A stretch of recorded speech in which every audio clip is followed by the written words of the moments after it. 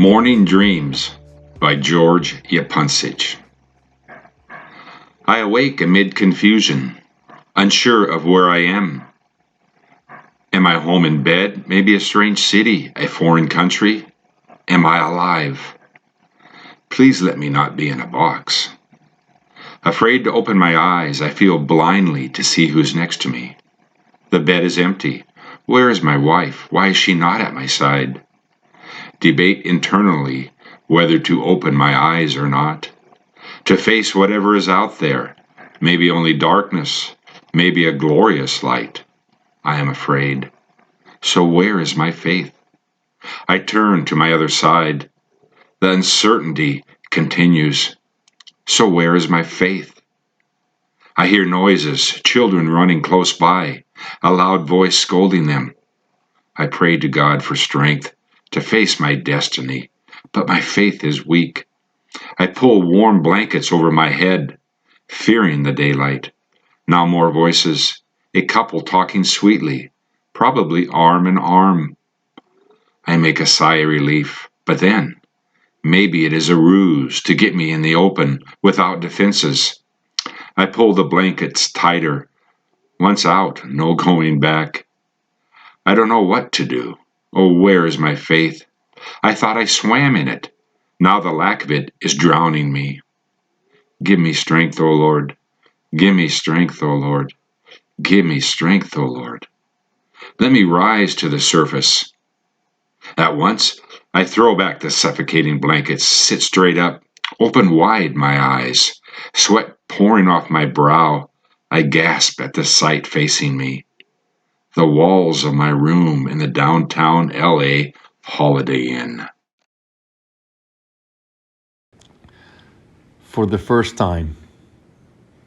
No ceremonies, make sure. No priests, nor chain of prayers, nor the news of my death to be shared in chat groups.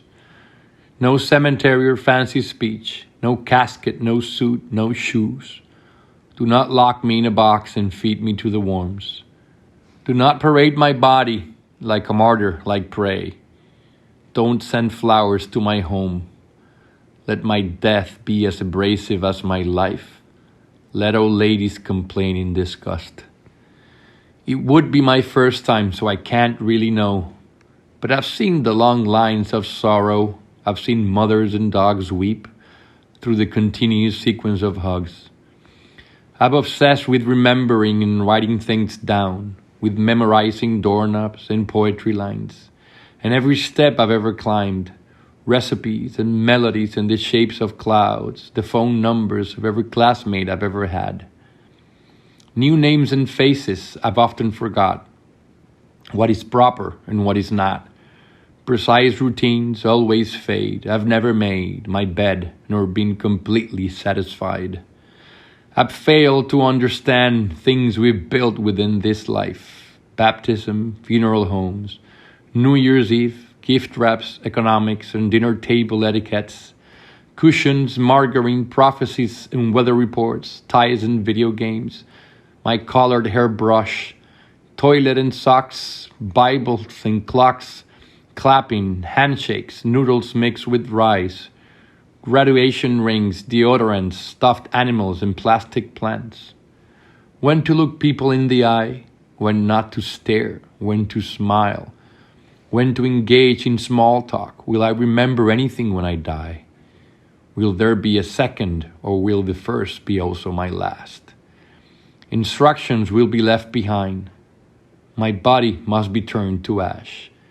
Famous blue raincoat must be played. Double check my pulse, my heart rate, my blood. Make sure I'm actually gone. My dust must be placed in a jar and mixed with fresh dirt, fertilizer, and moist sand. 12-inch hole must be dug next to my cabin and a mango seed placed among what was once my ailing body. I'll then be a tree until it's brought down by age, its own weight, or a new street.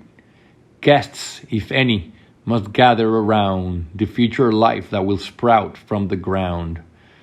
Stories should be told and shared, not about me or the things I've done, Not about my shame or pride, maybe about rivers, elephants, ocean crossings, or Robinson Crusoe.